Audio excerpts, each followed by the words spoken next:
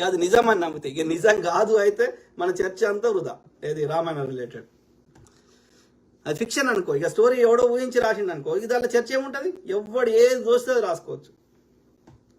ఏమంటారు, ఆ ఊహకి లిమిటేషన్స్ లేవిగా. అది కాళిదాసు గుడ్ ఎగ్జాంపుల్. ఆయన మేఘంతో సందేశాలు పంపించిండు ఆయన స్టోరీలో. It's a fun, it's nice fictional, enjoy. ఇప్పుడు హీరో ఇట్లా కొట్టంగానే అందరూ పడిపోతారు కదా, అది సినిమాలో చూసి మనం ఎంజాయ్ చేస్తాం కదా, అది రియల్గా సాధ్యం కాదు కదా. ఐరన్ మ్యాన్, ఇంకో మ్యాన్, ఇంకోటి, రైట్?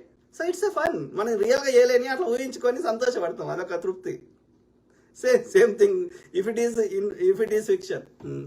నీలా హరీష్, ఆర్యులు ఇక్కడ దొరికిపోయారు మిత్రమా. రాముడు ఇక్ష్వాకు వంశస్థుడు అని వాళ్ళే చెప్పారు, తమరు క్షత్రియులని వాళ్ళే అన్నారు. ఒకవేళ ఇక్ష్వాకు వంశస్థులు వైశ్య పరంపరలో ఉన్నారు కానీ క్షత్రియ పరంపరలో లేరు. Correct brother. మనము సైంటిఫిక్గా ఆలోచిస్తే చాలా విషయాలు బయటపడతాయి. అందులో ఒక పాయింట్కి ఇంకో పాయింట్కి లింక్ దొరికి సావది. ఇప్పుడు ఆయన చెప్తాడు, చాగంటి గారు ఇట్లా ఒక డిఫరెంట్ టోన్ వేసుకొని చెప్తాడు. ఆ యొక్క ఆమెను చూడగానే అతనికి స్ఖలనమైంది, అది జింక కడుపులోకి పోయింది, కడుపులోకి వెళ్ళి ఇంకో బిడ్డ చేపలకు పోయింది, చేపలకి వెళ్ళి పిల్ల వచ్చింది.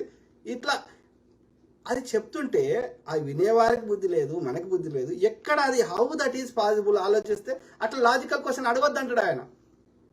అయోజనుడు అంటాడు. అయోజనుడు ఎట్లా పుట్టిండు అంటే కుండలో ఎక్స్పెరిమెంట్ చేసిర్రు, ఆ టెస్ట్ బేబీయా? ఎక్కడో అయితే ఆ సీడ్ అయితే ఉండాలి కదా.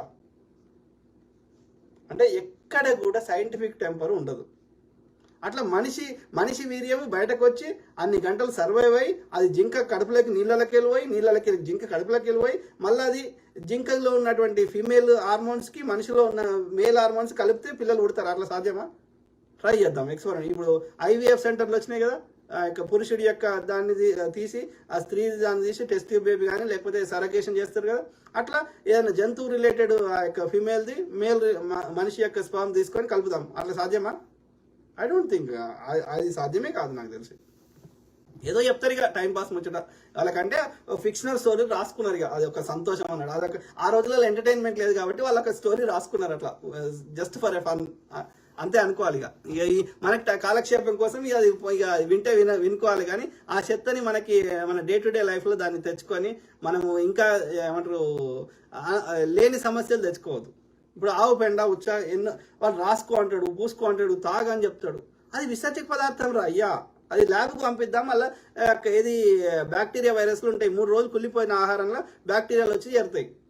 అలా అది ఎరువుగా కన్వర్ట్ అవుతుంది. డికంపోజ్ కావడం వల్ల అవి బ్యాక్టీరియా ఫంగస్లు అవి ఏం చేస్తాయి అంటే డికంపోజ్ చేస్తుంది. డికంపోజ్ చేసినప్పుడు అలా నైట్రోజన్ వస్తుంది, దాంతోపాటు అది ఎరువుగా పనికి వస్తుంది. గంటకు మించి అదొక సృష్టిలో అదొక రీసైకిల్ ప్రాసెస్ని ఆ సృష్టి పెట్టింది. అది డికంపోజ్ చేసి అది మళ్ళీ తన మట్టి లెక్క సాయిల్ లెక్క కలిసి అది మళ్ళీ ఎరువు లెక్క మాడి అదొక సైకిల్ అన్నట్టు. ఓకే, సో అది సృష్టి ధర్మం. అది ఎట్లా డికంపోజ్ చేయాలని పెట్టింది. దాన్ని కూడా నువ్వు రాసుకో పూసుకో అంటే ఏం చెప్తామనే సమాధానం? అంటే వాడు అది సరిగ్గా ఎక్స్పెరిమెంట్ చేయలేదా వాడు, లేకపోతే వానికి ఏ నాలెడ్జ్ లేదు, చెత్తని ఏదో ఒకటి చెప్పేసి నింపేస్తుండా అనేది మనం ఆలోచించుకోవాలి.